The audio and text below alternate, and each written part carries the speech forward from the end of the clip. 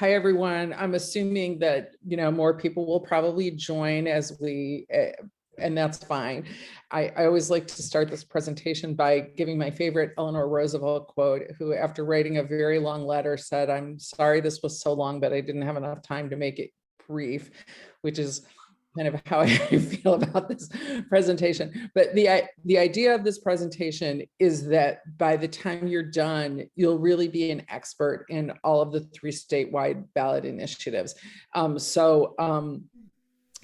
You will be I know everyone here is a trusted messenger in your community, which is what's so key for relational organizing. You're the people who your friends probably already call to say, "I don't know who to vote for. I don't understand this. Can you explain, what this candidate is or what this campaign is about?" So I wanted you guys to be able to have really a deep understanding of the proposals, not just the sound bites that most people get. So without, I'm gonna, just dive right in. And I do want to say we're not that big of a group. If you, and this is why I want to promote it, all of you, to panelists, if you guys have a question, then you can put it in the chat and Ranji's going to kind of monitor it, but you also can just unmute and ask your question. So the only thing I ask is, don't ask about Prop 3 when I'm talking about Prop 1, but as long as it's about the proposal that I'm currently talking about, just go ahead and unmute and ask your questions. So I'm going to go ahead and start sharing my screen. And let me get into the slideshow mode. So again, I won't be able to see the chat and Randy's going to help me out, but just feel free to dive in. So this is the ballot proposal deep dive, and I am Nomi Joyrich. I am the Michigan Director for Jews for Secular Democracy, and I have a few of my colleagues on this call as well. So I already explained, why do you need a deep dive? I really want you guys to be experts in this, and this is really key to effective relational organizing. I'll talk about relational organizing after I get through the 3 ballot proposals. All 3 of them are constitutional amendments. So if they pass by a simple majority, they will become part of our state constitution. The first one, which is also the one that most people have never heard of before, is term limits and financial transparency. This is exactly how it will appear on your ballot. This is the language that was approved by the Board of Canvassers. Unlike the other proposals, this one, nobody collected signatures for it. And this got on the ballot by the state legislature voting by a 2/3 majority to put it on the ballot. And that's the reason why most people haven't heard of it. I personally find that even though I know a lot of you are probably less invested in Prop 1 than you are in Props 2 and Props 3, that Prop 1 is a great way to get the conversation started. I know when I go up and talk to people and say, "Let me tell you about Prop 2 and Prop 3, they usually say, "Oh, I already know about those." But if I say, "Let me tell you about all 3 of the proposals," then they say, "3 proposals? I didn't even know there were 3 proposals." So before I tell you what it will do, let me tell you what the status quo currently is. Currently, legislators are allowed to serve a maximum of 6 years in the House and 8 years in the Senate. And these term limits apply regardless of redistricting or relocating. So this proposal would only impact state reps and state senators. It doesn't change the term limits for any other office. It decreases the maximum number of years from 14 to 12, but it makes it so that they can serve those 12 years in any combination. So they could, for example, serve 6 terms in the House, and then they would be done. So the arguments for changing this term limit structure is that it would allow more time for constituent care. It gives legislators more time to to gain expertise and skill. And it would mean that more than just the lobbyists would have an institutional memory. By the way, you'll notice I'm not reading everything on the slide, so feel free to read ahead. The arguments against changing it would reduce the overall number of years. So if you have a legislator that you just absolutely love and you want them to serve as much time as they possibly can, this does reduce it. proponents of term limits feel that this is a scam to get around term limits, and it would double the amount of time that could be served in the House. So before I move on to financial transparency aspect of this proposal, are there any questions about the term limit aspect? It didn't really sound logical to me as I'm following it. It doesn't sound logical why you would make that change? Yeah, I couldn't really follow exactly what change was happening. That it reduces it to 12 years instead of 14. It reduces it to 12 years instead of 14, but it means that you could serve all 12 of it in the same. So because before that, it was a limit of 8 and 6. Exactly. So Okay. Right. And what often happens in Michigan is that people start out in the House, they term out in the House, and then they run for the Senate. I mean, it doesn't always happen that way, but that's frequently the way it happens. So that's the argument for the continuity, because they can be longer in one house. Exactly. So instead of like having been in the House for a few years and then feel like you have to start looking for your next job and start campaigning for something totally different, you can serve all 12 of it in one place. Gotcha. Now, you could still run like for governor or secretary of state afterwards, but you couldn't run for a state legislator position. Okay. Does that make sense? Yeah. Yeah. Any other questions about the term limit aspect? Okay, so for financial transparency, this would require state lawmakers, including all these positions that I've listed, the governor, lieutenant governor, secretary of state, attorney general, to disclose personal financial information.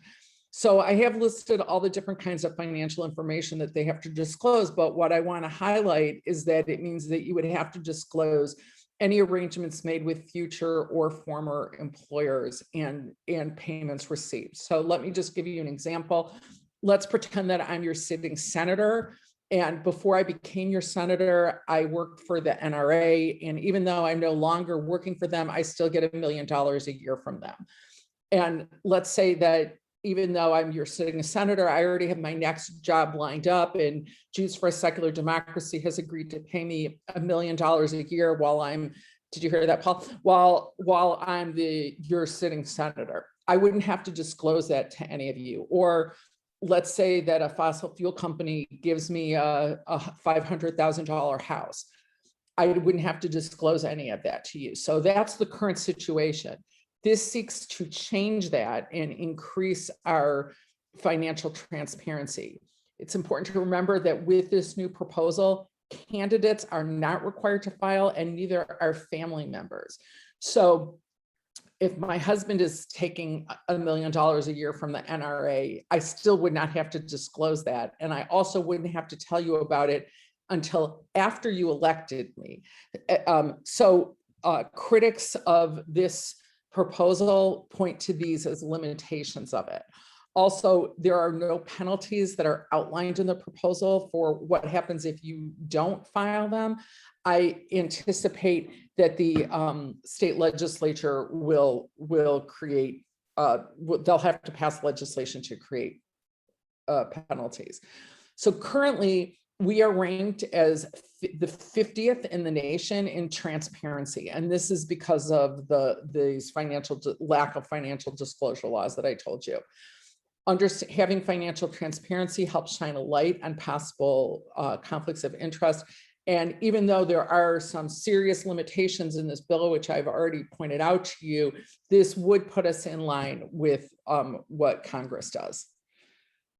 So the arguments against it are basically that it doesn't go far enough and that there's no recourse if people don't do it. There are anecdotal evidence cases, like there have been individual legislators who have said they just feel like it's none of their constituents' business and they shouldn't have to disclose their personal finances, but there's no organized campaign speaking out against the financial transparency. Are there any questions about the financial transparency aspect of this proposal? Okay, so I always want to know who's supporting this and where's the money coming from. So I have a quick question, Nomi. Sorry. Yeah. So, do you in Michigan have an ethics committee in the legislature. Yes, So yes, currently there could be consequences if a legislator was reported. yes, yes. Okay. Thank you for pointing that out. Thank you for pointing that out. So with every proposal, I'm going to talk about where the money comes from. And you can see here, I listed where the money comes from. The main point that I want to make here is that this has very significant bipartisan support. And it's not like a lot of times, well, there'll be, everyone on one side of the aisle will vote for it, and there'll be one person from the other side of the aisle, and everyone will claim victory that it's bipartisan. This is truly, truly bipartisan. Everybody from Senator Jeremy Moss to Senator Mike Shirkey, which is more or less the left to the right here in Michigan, are in support of this. So before I move on to Prop 2, are there any questions about Prop 1? I can tell you that polls have this, we anticipate that this is going to pass by a very wide margin. Prop 2, this is exactly how it will appear on the ballot. And I can tell you, after spending time at the Board of Canvassers, there is a tremendous amount of negotiation that goes on in exactly how these proposals are written. And I'm happy to report to you that the Promote the Vote campaign is extremely satisfied with this being the summary language and the language that will appear on the ballot. So this is a very complicated proposal that does a lot of things, and it also doesn't do a lot of things that people say it does. So I'm going to try and unpack this. This states in these terms that it makes voting a fundamental right that is, quote, free from harassment, intimidation, and interference. I want to point out that these terms, harassment, intimidation, and interference, are not legal terms. They're ambiguous terms, and they are not defined anywhere in this proposal. And this is the cause of a lot of the criticism against Prop 2, is that these terms are not defined. So the single most popular aspect of this bill is that it protects the military and overseas vote. Currently, votes are only counted if they are received by election day, by 8 p.m. on election day. This would mean that if they are received, if they're postmarked by election day and received within 6 days of election day, then they'll be counted. So this gives our military people and our overseas citizens those 6 extra days. There are many controversial aspects of this proposal. This is not one of them. Almost even people who hate this proposal love this part of it. So this has near universal appeal. This, on the other hand, is very controversial. It guarantees drop boxes. It requires at least 1 drop box for a municipality and 1 drop box for every 15,000 registered voters. So critics are very upset about this and feel that the drop boxes are the source for voter fraud and ballot harvesting. This also requires that if a polling location is donated, which most polling locations are donated, I'm sure many of you vote in a church or a school or something, place like that. So all of those locations are donated. So that requires that those donations be disclosed. This is 9 days of early voting. This is also the aspect of a lot of confusion and a lot of criticism. This requires 9 8-hour days of early voting, including 2 weekends. So some people feel like this is a huge difference, and this is going to open up to a lot of voter abuse by having these days of early voting. So what we need to remember is that currently ballots are available starting 45 days. They were available starting today, as a matter of fact. And starting 45 days before the election, you can go to your city clerk's office, you can request an absentee ballot, you can stand at the counter and you can vote your ballot. So we already have this. What the difference is that when you go to your clerk's office and you vote your absentee ballot, you seal it in your secrecy envelope, and it stays in that secrecy envelope until the morning of election day. And they're not allowed to open it or do anything to it until that morning. With this, the voter would actually feed it into the tabulator machine, the same tabulator machine that you would put it into if you went to the poll. However, it's still not counted until election day. So if you're talking to people who are very concerned that the 9 days of early voting is a huge change, the only difference is that people's ballots will be in the tabulator machine instead of in their little envelope. That's really the only difference, and that it requires that the clerk's office be open during these hours, which for some, especially in rural areas where there's not a lot of staff in the clerk's office, for some of those people that is might be considered onerous for those clerks. Are there any? Nomi, could I interrupt for two Yes. questions? Yes, please do. So, first question from the chat, what exactly is a Dropbox? Okay, a Dropbox looks like like the metal mailboxes, and there's almost always one in front of your city clerk's office, but in bigger communities, they're all over the place. So they're essentially like mailboxes. I should have a picture of one. I should add a picture of one. And they say clearly on them, only for election material. And like a mailbox, you can't reach your hand in. Once it goes in, it's locked in. So it's just a way for you to return your ballot without having to actually go all the way to the clerk's office. Okay, so now, right. So now I have extra questions. So are the Dropboxes watched? Is there some kind of security? Or is it organized like a mailbox so that after you put something in, you can't get it out? It's the latter of what you just said. Once you put it in, you can't get it out. Some of them have cameras on them, but it's not required by law. So some do and some don't. Okay, so I'm wrong. I have asked two questions, but I still have two questions. Okay, So now we're talking about the 9 days of early voting. Is the purpose to make it easier for people to get in to vote with these 9 advanced days? yes, that is the reason, the only reason. Okay, and then actually my question is, I thought I read somewhere, and maybe it just didn't pass, or maybe they aren't actually going to vote on it, that the legislature is going to allow some pre-processing of absentee ballots. Is that going to happen? And if so, what exactly is going to happen? I don't know whether it will happen, although I suspect it will happen. That does not have anything to do with this proposal. So that would be a decision that the legislature makes, and they can decide whether that's going to be a law for all future elections or only for this one. But what that would allow people to do is it would allow clerks to they wouldn't count any of the ballots, but they would do what's called pre-processing. So it means they would unseal the envelopes, they would make sure that the signatures matched, they would have them stacked up so they were ready to go into the tabulator.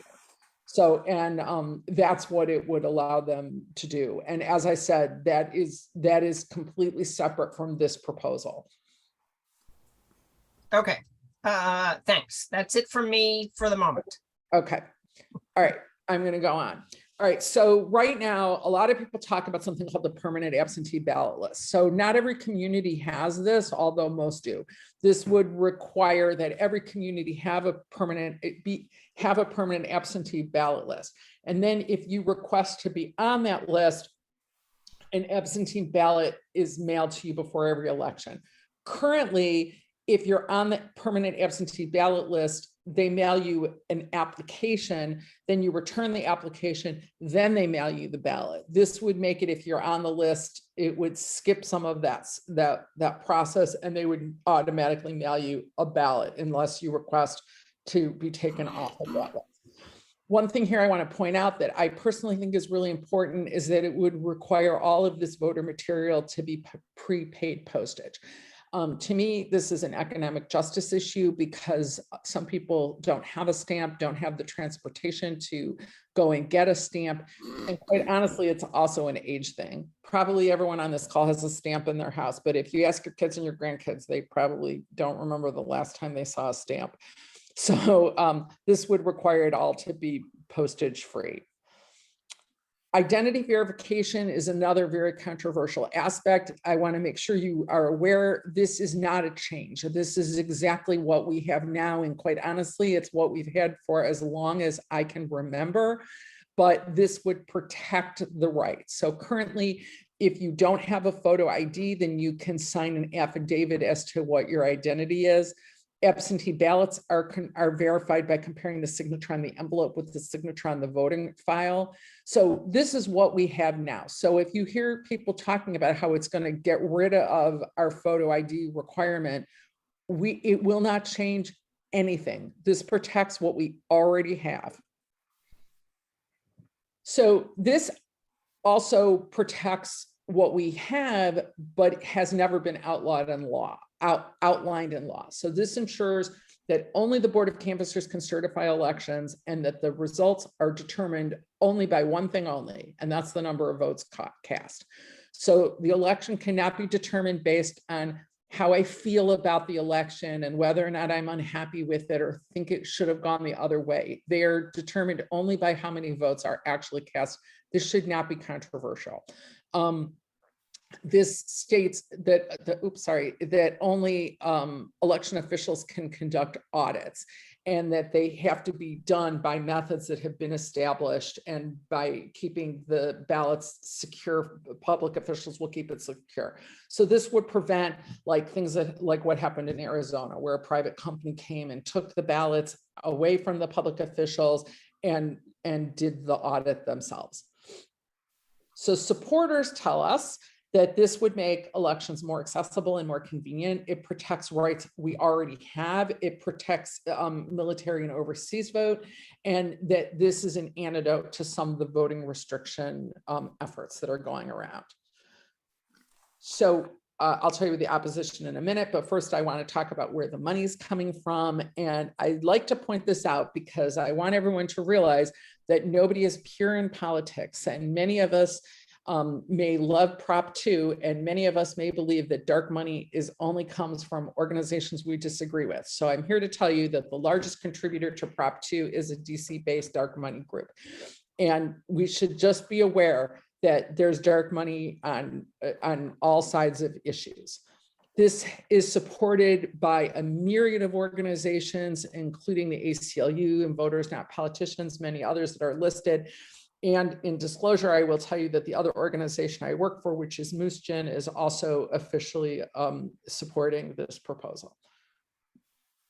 So what are the arguments against it? As I mentioned before, some of these terms are legally ambiguous and they are undefined. There are aspects of this proposal that will be expensive, and it does not identify how any of it will be funded. And critics say this opens the door to abuse and to fraud. So where's the money coming from on the opposition? Money's coming from a lot of different places. This last one, Protect My Voter ID, has just many of you are aware that they just did a huge text begging campaign, which reminds me of another point I need to make. I do want to point out this one, Christina Caramo, who is the Republican Secretary of State candidate, is one of the main opposers of this proposal. The Protect My Voter ID sent out massive texts over the weekend stating that Prop 2 would mean that people who are currently incarcerated are able to vote. So I want to say that this is not a point of opinion. This is pure disinformation.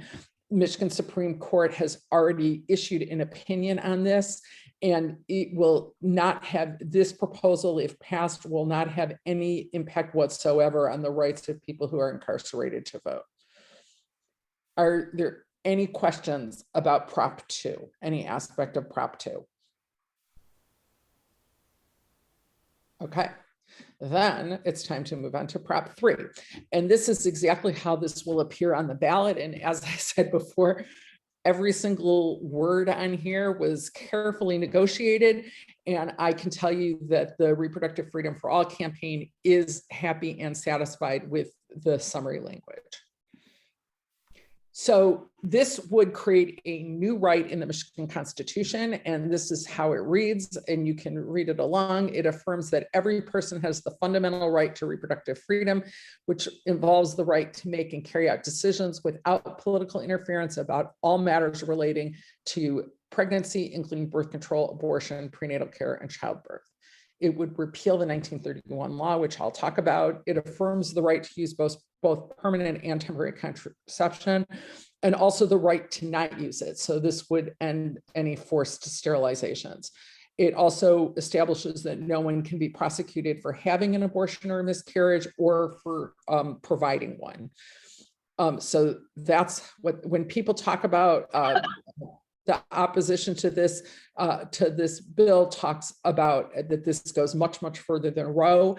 It does go further than Roe, but the places where it goes further than Roe is that it specifically gives the right to birth control and to prenatal care. So let's first talk for a minute about, we've heard a lot about the 1931 law. Let me tell you what it does before I tell you how we're going to repeal it. It bans and criminalizes abortion. It makes absolutely no exceptions whatsoever, except to, quote, preserve the life of the mother, which is not defined. So if the 1931 law is ever enacted, this will be the subject of lawsuits. It makes having an abortion a felony offense. And even though this law was written way before we had medication abortions, it still bans them because it states in the law very clearly that any use of herbs or substances are banned. There are currently multiple court challenges to this 1931 law. And in full disclosure, I will tell you that Jews for a Secular Democracy and the other organization I work for, Musgen, are both filing an amicus brief in support of Planned Parenthood and Governor Whitmer in the efforts to have this law repealed. Our amicus brief is based on the belief that reproductive freedom is religious freedom and that abortion bans are violations of reproductive freedom. There currently is a temporary injunction that is preventing this from going into effect. So this is a question that you will probably get a lot.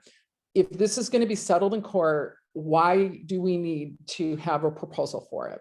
And if this will go to, as I said, it's a temporary injunction, it will go to the Michigan Supreme Court.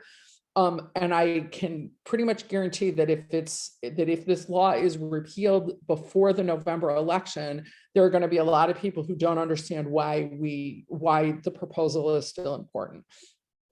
So if this is repealed, it means that abortion will not be illegal, but it does not mean it will be protected.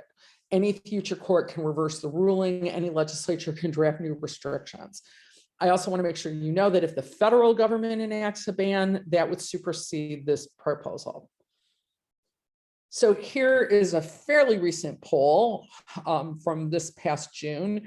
And I think it's important for us to all know that the vast majority of Americans do believe in some kind of middle ground. So almost everybody thinks that the 1931 law is too restrictive because for example, 84% think that abortion should be legal in cases of rape or incest. But I want to point out these last two to show you that the majority of Americans do not want to have abortions in the second or third trimester. And this value will come up a lot, especially in discussions of fetal viability. So in this proposal, it will state that the state will still be able to regulate and restrict abortions past the point of fetal viability. Fetal viability will be determined by the professional judgment of the healthcare professional. So many people are disturbed that there's no number in here. It does not say how many weeks fetal viability is. But there's a good reason for that. Fetal viability is a moving target. It is much earlier in pregnancy now than it was even a few years ago. And I anticipate that in a few years, it will be earlier still. So if somebody is very concerned about protecting viable fetuses, the fact that there's no number in here should be a comfort to them because this date will change as we progress with medical science.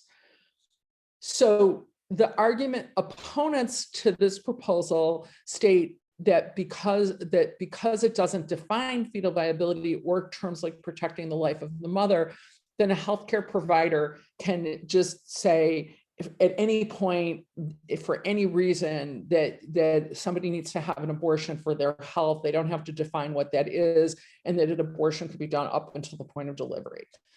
But supporters say that medical decisions are just in the hands of medical providers. They still are obligated by all the same standards and ethics that they already have been. This is pretty much exactly what we have had for the last 50 years under Roe, and still there are less than 0.02% of abortions that occur in the third trimester.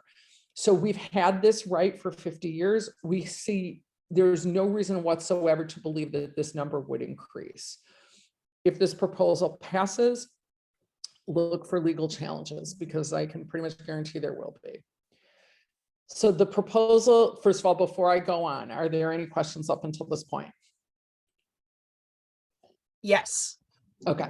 How long do you think how long do you think the current lawsuits will take to get to the Supreme Court? Are you concerned that this could be perceived as settled before the election? Am I personally concerned? Yes, I am. And I have no way to know when it could be tomorrow, it could be a year from now. I have no way to know. And how did we get this stay? I mean, how did we get to where we are exactly? With the injunction, there were two lawsuits. There's the Planned Parenthood lawsuit and Governor Whitmer's lawsuit. And so between those two lawsuits, resulted in there being an injunction. But who ruled on that? So one of them was in the, now I can't remember if it was the Court of Claims or Court of Appeals, ruled in the Planned Parenthood case, and the in Circuit Court, Oakland County Circuit Court, it was Justice Jake Cunningham, who ruled on Governor Whitmer's lawsuit. But it is well known, like from day one, that it would go to the Supreme Court. I just don't know how soon it will get to the Supreme Court, but the opposition has already filed, and the attorneys are busy working on this. Okay, another question. Do you think this ballot proposal gives more rights to minors than they presently have?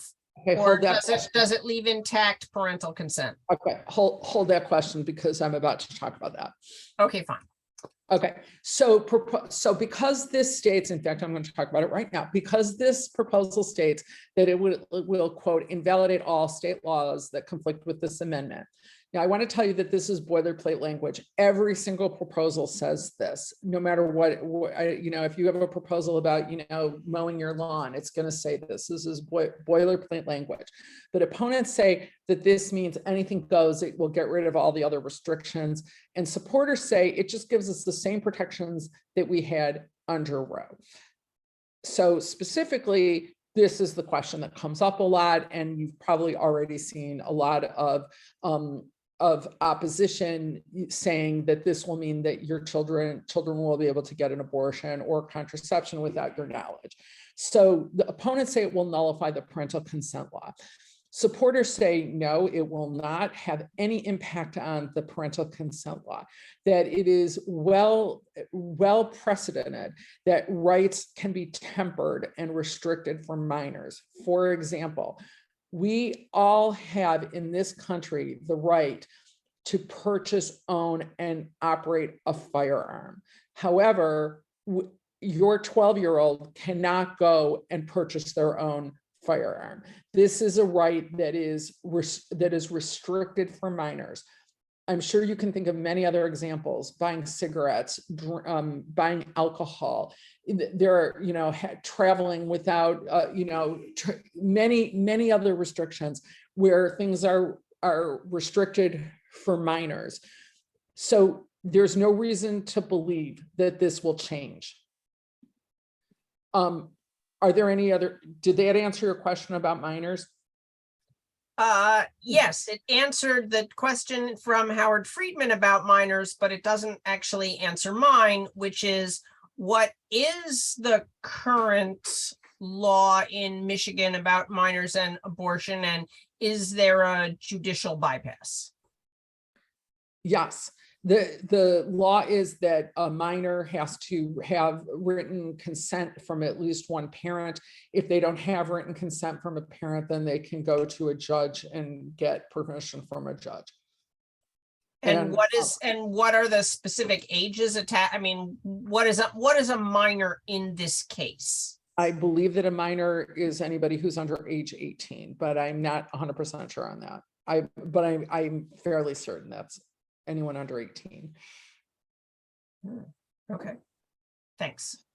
Okay, so I've also seen, probably many of us have seen literature saying that this will mean that anyone can provide an abortion. My barista can give me an abortion, my veterinarian can give me an abortion, my hairstylist can give me an abortion, and that they believe this because it states that no adverse action can be taken against providers. So supporters say that clinical standards still apply, ethics still apply, professional standards still apply, and that where there are areas where the state has a compelling interest to regulate, they still can. The state certainly still has a compelling interest to regulate healthcare professions. But what it does mean is that abortion providers can't be singled out. So we've seen in other states where they've passed laws that, abortion clinics have to have extra wide hallways. The doctors have to have admitting privileges to multiple hospitals. All these kinds of things have to be a certain height. All these restrictions that are only for abortion facilities, not for any other outpatient surgical centers. So this is saying you can't do that.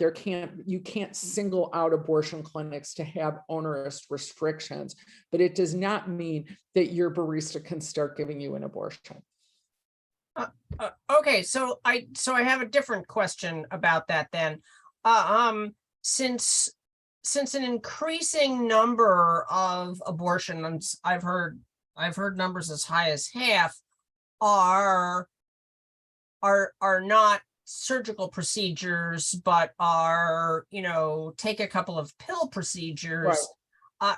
I mean, it's entirely possible that your barista could be your abortion provider if what you mean is providing the two medications for which that allowed. Rondi, it's not possible because your barista does not have the ability to prescribe medication. So it still is going to have to be somebody who has prescriptive authority. And, unless you have an extremely overqualified barista, your barista does not have that ability. Well, I'm actually thinking of, in this case, extra legal situations, or so non-legal situations, which, I understand are being arranged in some states where, where abortions are illegal, but it doesn't mean that there aren't people out there getting a hold of these medications and providing them. Does this does this proposition take any of that into account, or is it, or not? Well, first of all, if this proposition passes, then it will be legal here and people will go to their doctor to get a pill. So in these other circumstances where you're talking about people doing things that are illegal. So if you're asking, will people have the ability to do things that are illegal?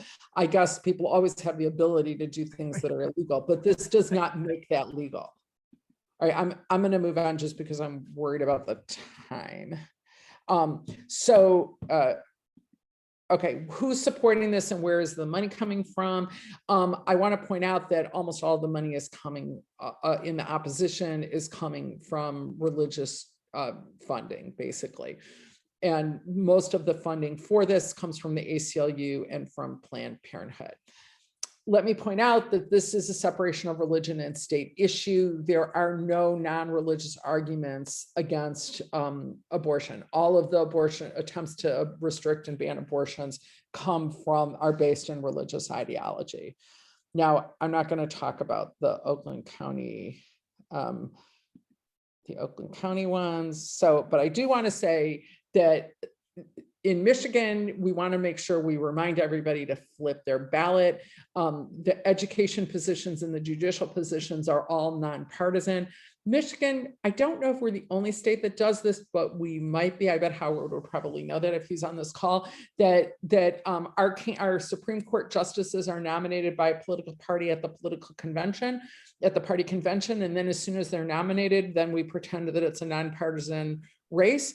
The Democratic candidates are Richard Bernstein and Kyra Harris Bolden. The Republican candidates are Brian Czar and Paul Hudson, and the Libertarian candidate is Carrie Lee Morgan. Remember to flip your ballot. Many people vote half their ballot and they think they're done, and they don't even realize that they missed all of the nonpartisan races in the proposals. So I'm going to send this information to you in an after email about exactly how to volunteer. And I want to know if there are any questions about the proposals before I jump into relational organizing. Did I answer everything? Okay. So relational organizing is really just the simple proven concept that talking to your friends is more effective than talking to strangers. So just think, if your phone rings and you see my name on it, are you more or less likely to answer the phone than if it says unknown number? Hopefully you'll answer my call. Okay, data shows that relational organizing is the most effective way to spread a message and to persuade someone you know to go out and vote. It is 2.5 times more effective than a conversation with a stranger. It is 10 times as effective as canvassing and knocking on a stranger's door. So the messenger really matters. If you get a text from someone you know, it's 22 times more effective than if you get a robo-text. And it is, I won't read all the statistics, but you can, but it is infinitely more effective than contacting strangers. Hopefully, some of you will also remember my favorite commercial for Fabergé hair products. I told 2 friends, and they told 2 friends, and they told 2 friends, and so on and so on and so on. Does everyone remember this commercial? I hope so. Anyway, here's a picture of Heather Locklear proving to us that relational organizing is fantastic for shampoo and also for political organizing. So the first thing that you have to do is map your network. Now, if you are like me, every single one of your relatives and close friends votes in every single election. I do not have to call Rondi to remind her to vote. Rondi is going to vote, right? So you have to think outside of your bubble and go a little bit further out. So who among your friends, who do you talk to? What about people in your mom's group, in your synagogue? What about your barista, since we like to talk about our barista so much? What about your children? What about your kids' friends? People in your book club, your favorite waitress, the checkout person at Kroger. Also, who comments and likes on your social media posts? Like if you're like me, you have a ton of social media friends who you don't even know, and maybe they don't make comments, but they just give a thumbs up to something. Those are people you can reach out to. Once you figure out who you're going to contact, and I hope everyone can commit to contacting a minimum of 10 to 15 people, I'm going to talk about how you use this app to actually track it. And I'll also say that this program of relational organizing was designed by the director of the person who designed the relational organizing program for Pete Buttigieg's and John Ossoff's campaign. So there is some science behind it. So first thing you want to do is you want to be transparent. So let's say you're going to talk to somebody who you don't usually talk to. You're not trying to ambush them. You could say something like, you know, I'm just, there are these hot button issues. They're really important to me. I can't stand on the sidelines. So I signed up for, so I decided I was going to do this thing called relational organizing. And, you know, I want to talk to you about it and let you know that I'm a person you can come and ask questions to about the proposals. So I want to talk for a few minutes about disinformation because there's so much disinformation out there and it's coming from both sides. So I'm not saying, who's at fault or who isn't, but there's a lot of it. So when you hear disinformation, you don't ignore it. You want to try and set the record straight about, we want to talk about facts. And what's really important is that you don't repeat the disinformation. So it is really for most people like a knee-jerk reaction. If somebody says something like, for example, sex ed is just pornographic and we shouldn't do sex ed, then for me to say something like, no, sex ed is not pornographic. But what happens is that you remember that I said something about sex ed, you remember that I said something about pornography, and you don't remember what I really said, but you just remember this association between sex ed and pornography. So it is counterproductive. What you want to do is correct the disinformation without repeating it. So here are a few examples. So if this repro proposal passes, teenagers will be able to get surgery without their parents knowing. And my response would say the repro proposal keeps parental consent laws in place. Or if this voting thing passes, there's going to be rampant voter fraud. And my response is going to be our elections are safe and secure. So I'm giving factual information without repeating the disinformation. This takes a lot of practice because most people just kind of naturally counter what they heard with that and repeat it in the process. Are there any questions up until this point? Okay, so another thing you want to do is stand up for your beliefs. So these are beliefs, these are not facts. This is my belief. Medical decisions should be between a person and their doctor. Women should have the right to control their own bodies. I believe this. You can't really argue with it because I haven't told you any factual information. This is just what I think. Okay, I think that if we're going to send our young men and women into harm's way, the very, very least thing that we can do is to protect their right to vote. I believe that. When you're having a conversation, don't engage with the opposition. Don't get into a fight. Don't start arguing. Don't retweet disinformation, even if you're just giving it as an example of disinformation. Don't get into long fights on social media or with your friends. However, I will say that the exception is that it's worth it to have that interaction if it's for the purpose of people who are observing the interaction. So if I'm at synagogue and someone comes up to me and says, abortion is murder and it should be illegal, it's not really worth my energy to engage in that conversation. But I do, well, that's not even a good example because that's an opinion, not a thing of disinformation. So if I'm somewhere and they're like, if Prop 2 passes, then prisoners will be able to vote. So that's disinformation. And I want to make sure that everybody who is around watching that conversation, either in the room or on social media, has that information corrected. So my goal in correcting it is not to change the speaker's mind. It's to give proper information to people who are observing it. It's important when you talk to people who disagree with you to find common ground. And it's this, that's why phrase that's so powerful. So here's just an example. I care about election security and protecting people's vote, right? I think everybody cares about election security and protecting people's vote. This is a fairly universal value. So this is not controversial. I care about election security and protecting people's vote. And that's why I support removing unnecessary obstacles to voting and making sure that our military people will be able to have their votes counted. Okay. We all want to enjoy religious liberty. Like, I don't think you have any friends who are going to tell you that they think we shouldn't have religious liberty. Everybody wants religious liberty. We all want to have religious liberty. And that's why I want to safeguard the separation between religion and government.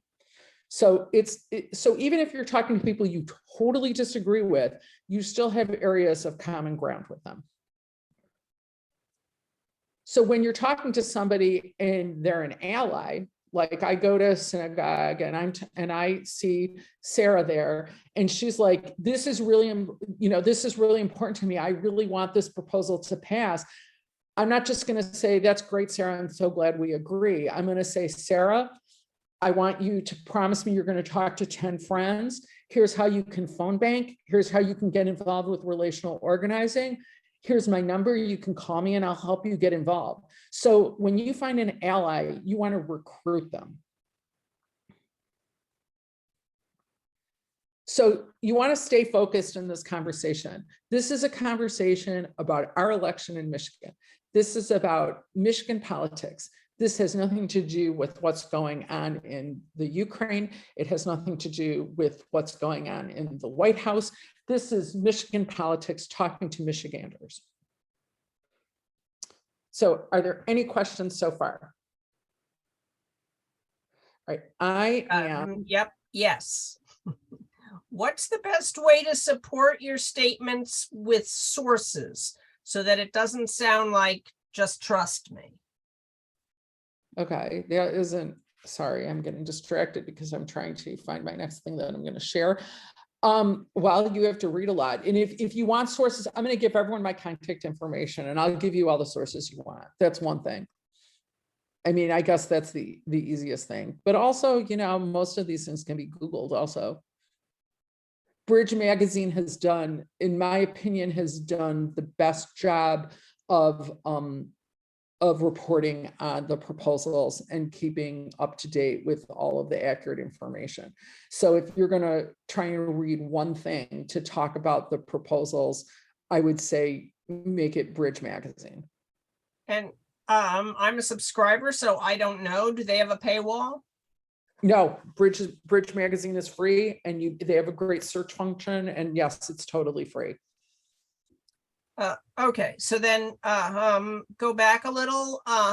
Sorry, on the when you're talking about not repeating the disinformation is sort of, are you also saying try not to use shocking language when setting the record straight?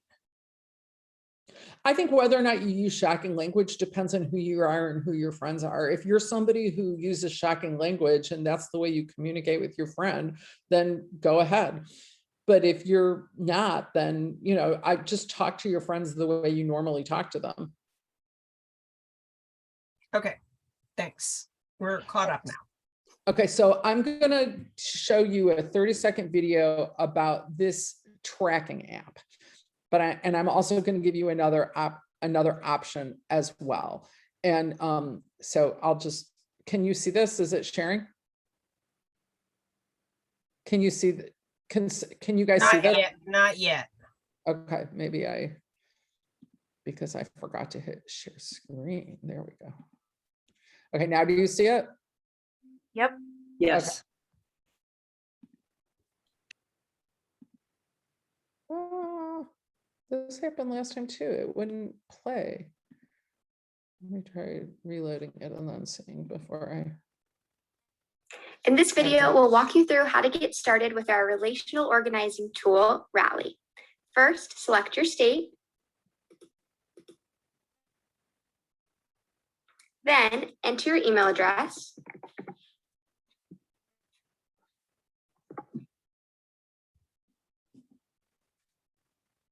And check your email for a code to finish logging in. Rally does not require a password. If you're not seeing the email in your inbox, double check your spam and promotions folders. Copy and paste your code or memorize it and type it over. And click submit. If it's your first time signing in, you'll need to walk through a few steps to finish setting up your account. Enter your name,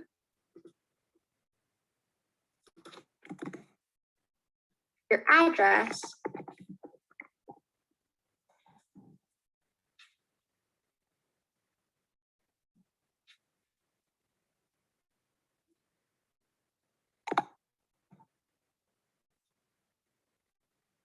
and then some contact information.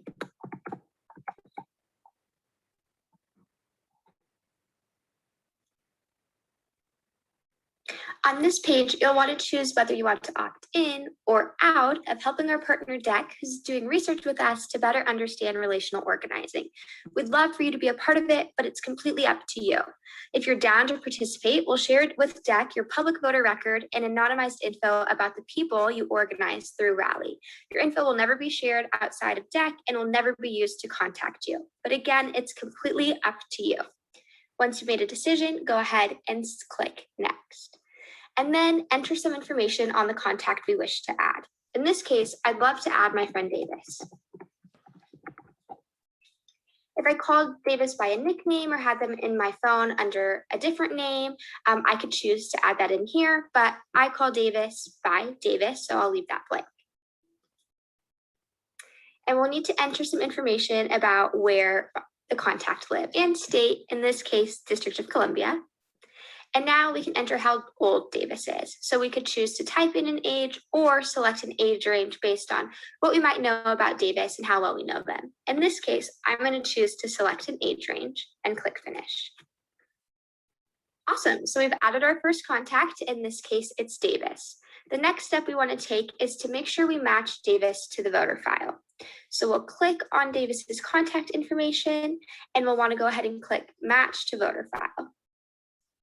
Awesome, and we see some possible matches, and I know that Davis does live on Marion Street, so I'm going to go ahead and click Select, and then I'll click Save.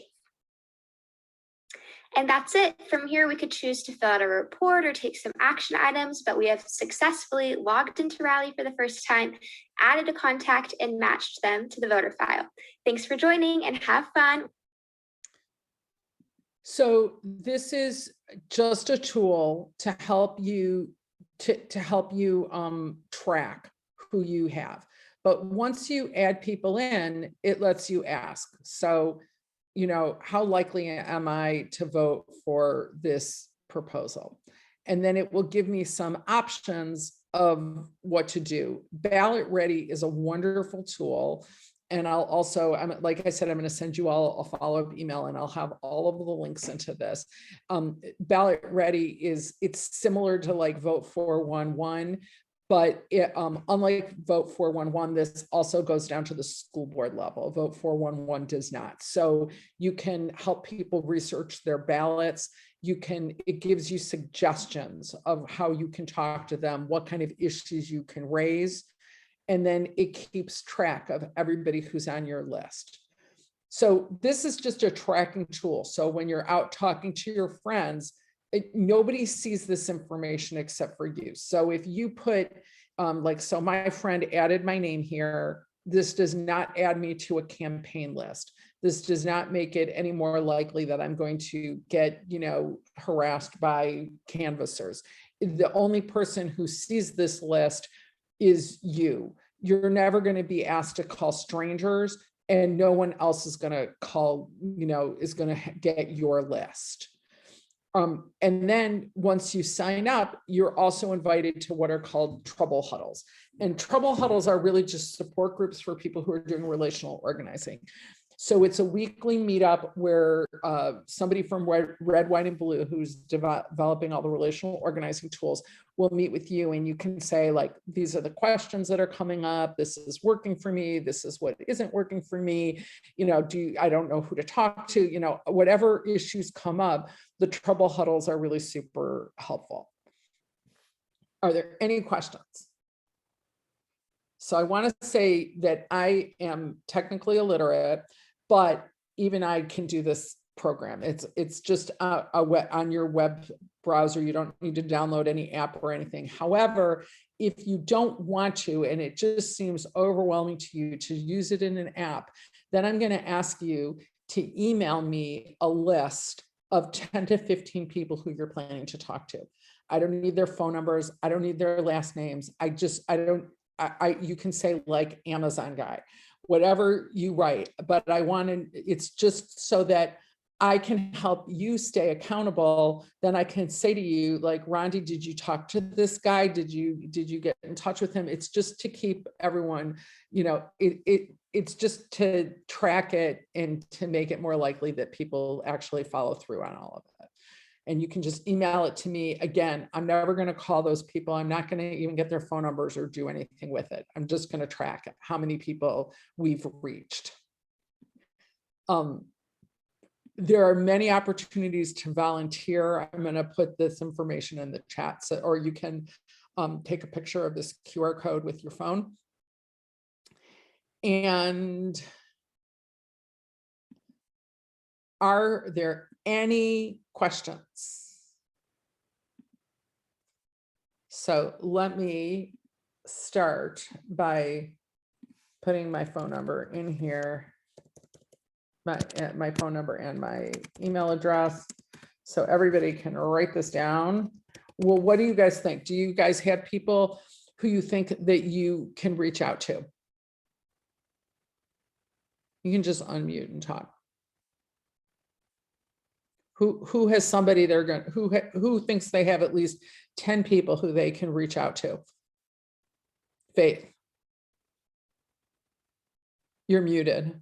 Faith. So, okay, can you hear me? Yes. I live in a senior co-op apartment.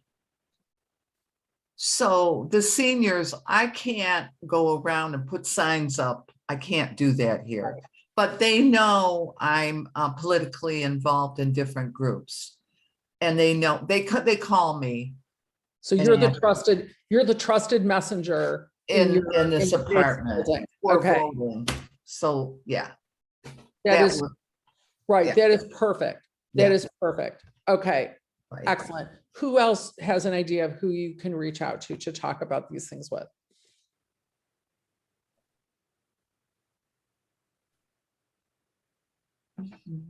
Okay, Sarah, I'm calling on you. Me? Yeah.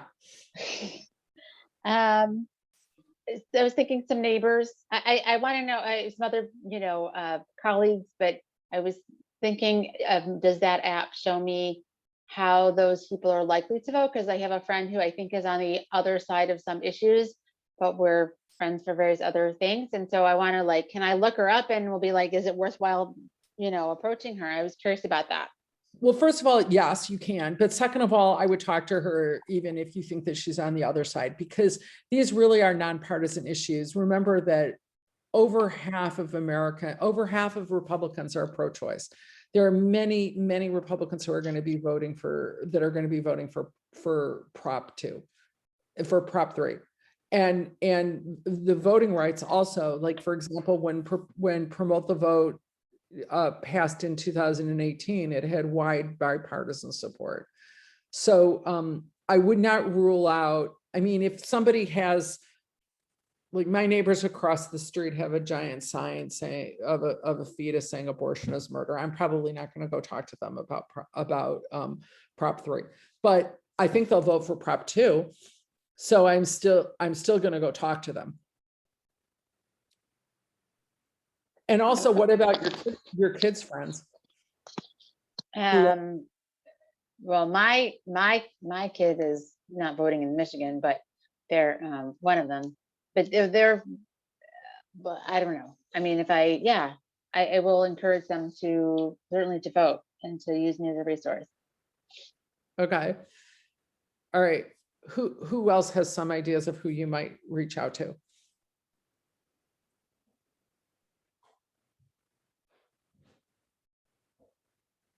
This is not a very talkative crowd. My goodness. How about Facebook buddies?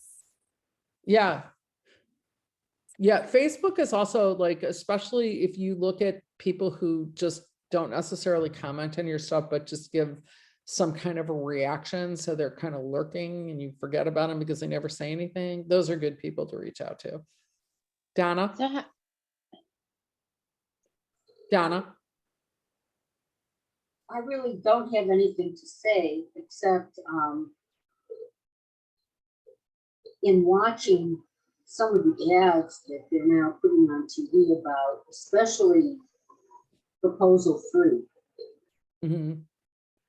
It's sad because they're not really being nice.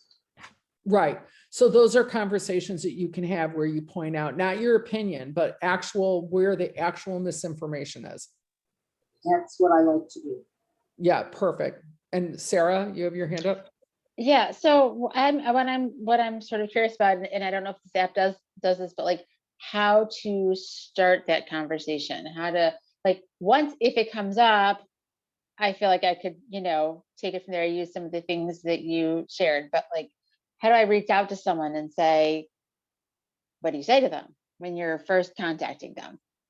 Right, that's an excellent question. So I'm I'm guessing that a lot of other people have suggestions. The one suggestion I'll say, which was in here, is that you just start by saying you're doing this, there are these proposals that are really important to you, and that you've decided that you want to become a resource to people about the proposals, and you're doing this thing called relational organizing, and that's why I'm talking to you. I'm doing this thing called relational organizing. I've educated myself about the proposals, and I want to be a resource to you to answer any of your questions. But who else has ideas about how to start a conversation with somebody who you wouldn't normally talk about this kind of thing with? What about having a ladies' night? Okay, so Inviting having an actual event where you have people over and steer the conversation. That's Yeah, an dinner party or something. okay.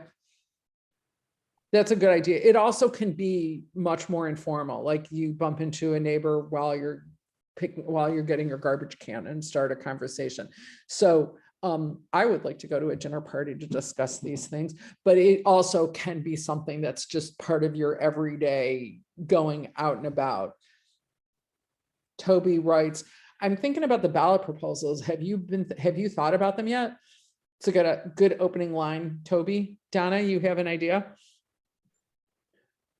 When I'm waiting in line to check out someplace, I might start a conversation with somebody around me saying, geez, did you know that? Or how do you feel about, and hear what they have to say, or they'll say, I don't want to talk about it. I say, I respect that. Way to get it going some places when there's not a group that are together specifically to discuss these things. That's a good idea.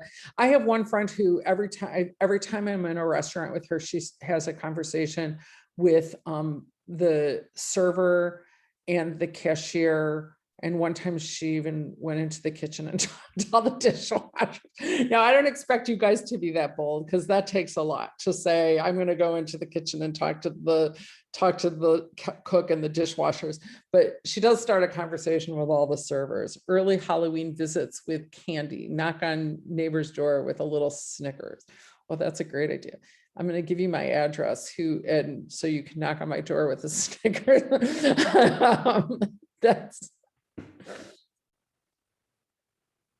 Are there any questions? Do you guys feel like right over? Oh, yeah. All right. I'm waiting for you, Nicole. So if you don't feel like you can use Rally, then I want you guys to send me an email with the names of people who you are going to contact. And quite honestly, I will tell you that it does help Juice for a Secular Democracy too, because when we can look at those numbers, then that helps us get grants and things as well. And it helps the relational organizing program. They want to know that they've reached people. So we don't want to just be talking to hundreds of people going out in the ether and not having any clue whether it's making any impact. So we do want to know, how many people you're talking to. And, some of your conversations might be 30 seconds. Some of them might be an hour. There's no real prescription for it. And in case I'm on vacation, you're hilarious, Nicole, in case I'm on vacation. I'm not going to be on vacation before the election. Okay. That was the funniest thing said so far. Are there any other questions or any other comments? I am here for you as your resource. You can contact me and say, you know, you want to practice, you want to role play, you want to practice, you want to have a practice conversation with me, you want to talk to me about ideas. Is there a job aid? Yes, I am going to be sending. Yeah, I'm going to be sending you guys an overview, a short overview of the proposals. I'm not going to send you my entire slide deck because your friends probably don't want to go through the whole thing. If you want my whole slide deck, then tell me and then I will.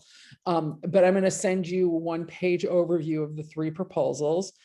I'm going to send you a sheet of like key messaging and also volunteer opportunities, how to sign up to phone banking, and if you want to do campaign in the more traditional way of phone banking. And so terrific. So if there's not any other questions, make sure you all write this down before you go. I'm putting it one more time, even though I put it a few times, my phone number and my email.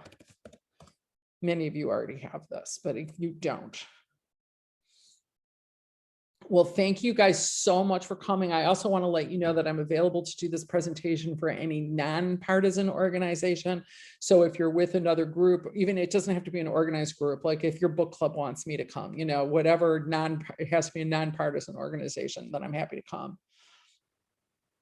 And thank you. Then I will give you back 15 minutes of your evening, and I greatly I want to say I appreciate this. I'm glad that I attended. I'm kind of not quite a hermit, but I live in Ann Arbor, and I feel like everybody I know feels the same way I do about those proposals. But I'm so glad to have the clarification. I'm hopefully going to be a poll worker for the election, so I really wanted to feel like I was knowledgeable, and this helped a lot of that. Oh, that's terrific that you're being a poll worker, and there is tremendous need for being a poll workers. So thanks again. Thank Yes, you. and as part of our poll worker training, we do tell everybody to turn their ballots over. So at least people who are, people who have gone to those trainings and who are working the election, that is something we tell them. Good. I'm glad to. Yeah, I think the people who forget to do the other side are usually the people who vote absentee, because nobody will check that. If you send in your absentee ballot, voting only half, no one's going to call you to tell you to come in and vote the other half. Although it says on the ballot, usually be sure to look at the other side. It does. But, as we know, Yeah. it just, and the longer the ballot is, the less likely people are to turn it over. Donna, you have another question? And Eleanor, I want to say, I see what you put phone bank things, and I was planning to I have all that information, and I was going to put all of that in the follow-up email. Good night. Great. Donna, are you raising your hand? You can feel free to unmute. Okay, And you can okay. And you can feel free. I mean, I'm done giving information, so you can feel free to hop off as well, anybody. And I, again, greatly appreciate you spending your evening with me.